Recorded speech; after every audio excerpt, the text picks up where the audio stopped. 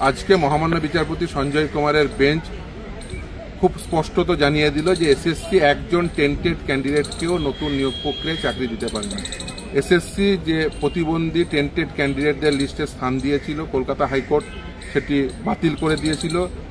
সেটার এসএলপি আজকে এসএসসির পক্ষ থেকে ফাইল করা হয়েছিল। তাদের বক্তব্য ছিল, তাদের রায় পড়ে মনে হয়েছে যে টেন্টেড পিএইচ ক্যান্ডিডেট অর্থাৎ প্রতিবন্ধী টেন্টেড ক্যান্ডিডেটদের এই নতুন নিয়োগ প্রক্রিয়ায় অংশগ্রহণ করিয়ে তাদের চাকরি দেওয়া যেতে পারে।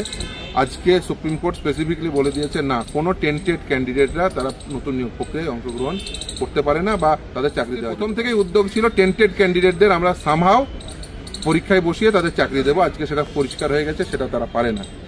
আর অন্যান্য যে সমস্ত ইস্যু, যেমন 10 মার্কসের কনস্টিটিউশনালিটি যেটা চ্যালেঞ্জ আছে কলকাতা হাইকোর্টের সামনে আগামী 28 তারিখ শুনানি বলেছে, সেগুলো সমস্ত কিছু কলকাতা হাইকোর্ট শুনবে।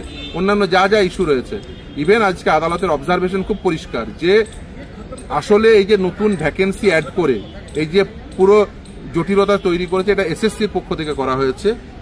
হাইকোর্টের যে নির্দেশ ছিল পরবর্তীতে যেটা সুপ্রিম কোর্ট আসে এবং সুপ্রিম কোর্ট যেটা এই গোটা নিয়োগ প্রক্রিয়া ক্যান্সেল করে দেওয়ার যে জাজমেন্ট, সেখানে কোথাও বলেনি নতুন ভ্যাকেন্সি অ্যাড করে নতুন রুল নিয়ে এসে সেখানে নিয়োগ প্রক্রিয়া চালাতে হবে। বরঞ্চ আদালতের যে কি মনোভাব ছিল সেটা আজকের বক্তব্যে পরিষ্কার হয়েছে যে 2016 সালের নিয়োগ প্রক্রিয়া 2016 সালের ক্যান্ডিডেটদের দিয়ে সেই রুল অনুযায়ী করলেই এই সমস্যা বা এই জটিলতায় তৈরি হতো না। এই জটিলতা তৈরি করেছে এসএসসি, এই জটিলতা তৈরি করেছে সরকার, এর দায় নিতে হবে। ফ্রেশার্সরা 100% নাম্বার পেয়েও তারা নিয়োগ প্রক্রিয়ায় ইন্টারভিউ ডাক পাচ্ছে না, চাকরি পাওয়া তো দূরস্থ।